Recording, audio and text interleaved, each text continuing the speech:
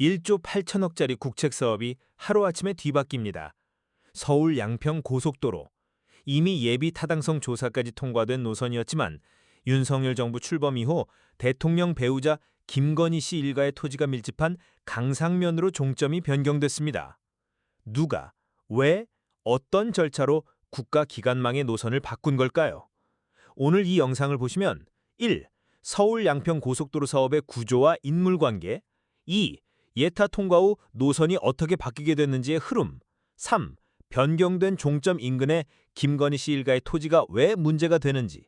4. 민중기 특검이 수사 과정에서 어디까지 확대해 들어갈 수 있는지까지 명확하게 이해하실 수 있습니다.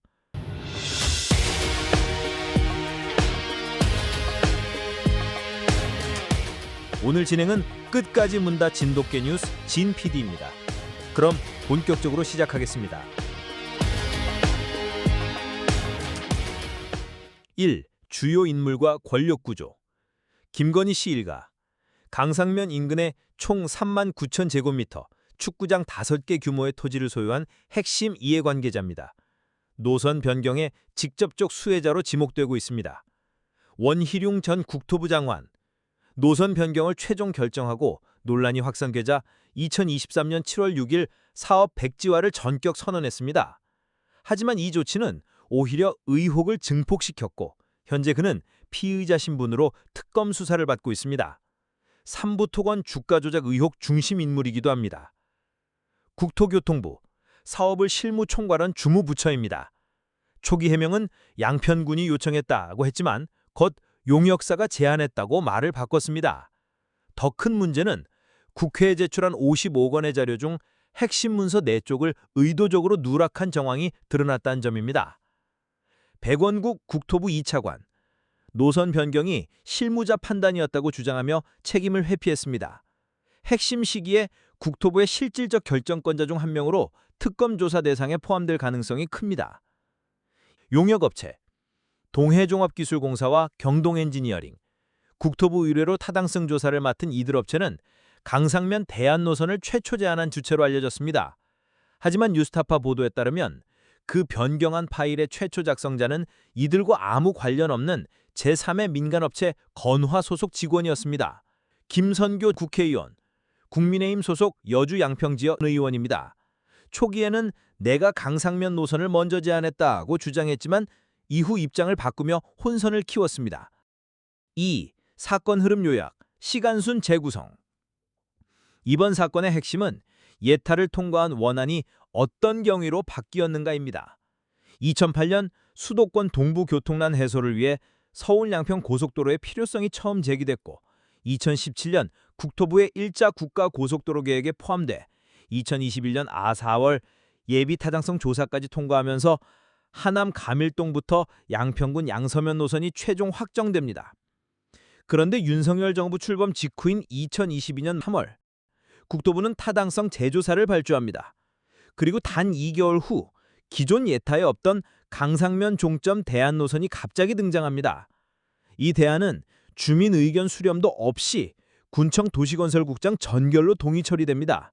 당시에는 거의 알려지지 않았지만 2023년 1월 국토부 공문에 강상면 노선이 명시되면서 의혹은 급속히 확산됩니다. 특히 뉴스타파가 변경안 파일을 최초 작성한 사람은 용역사도 공무원도 아닌 민간업체 직원이다 라고 보도하면서 보이지 않는 선 개입설이 본격화됐습니다. 2023년 5월 8일 국토부는 전략 환경 영향 편파 항목을 발표하며 사실상 강상면 노선으로의 변경을 공식화합니다.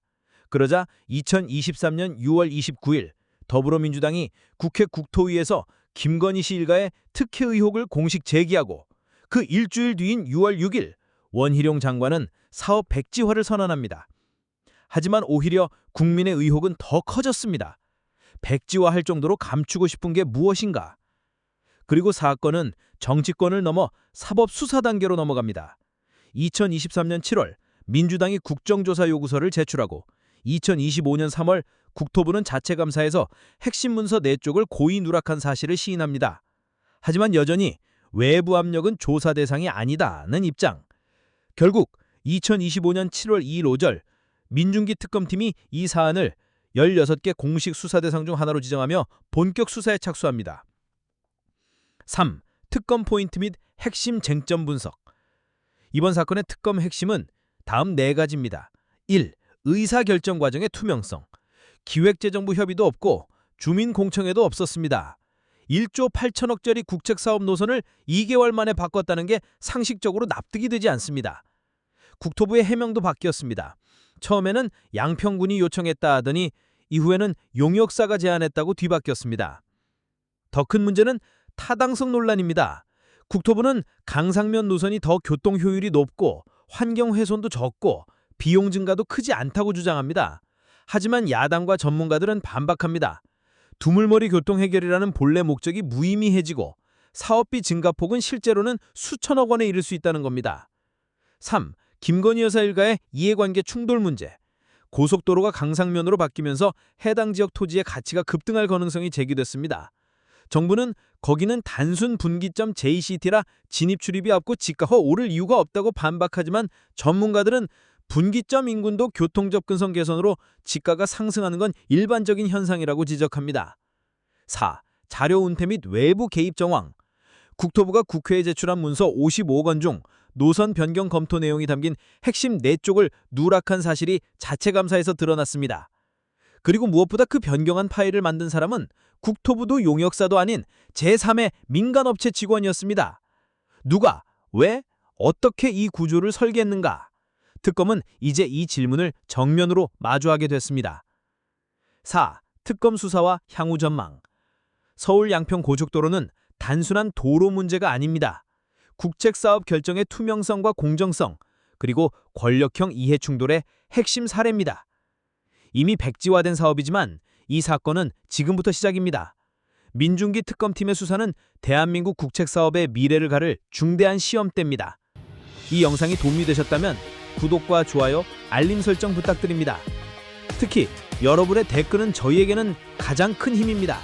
영상에 대한 생각이나 이건 꼭 더 파헤쳐야 한다 싶은 부분이 있다면 꼭 댓글로 남겨주세요. 여러분의 의견 하나하나가 다음 영상의 방향을 정하는 나침반이 됩니다. 지금까지 GMPD였습니다. 다음 영상에서 뵙겠습니다.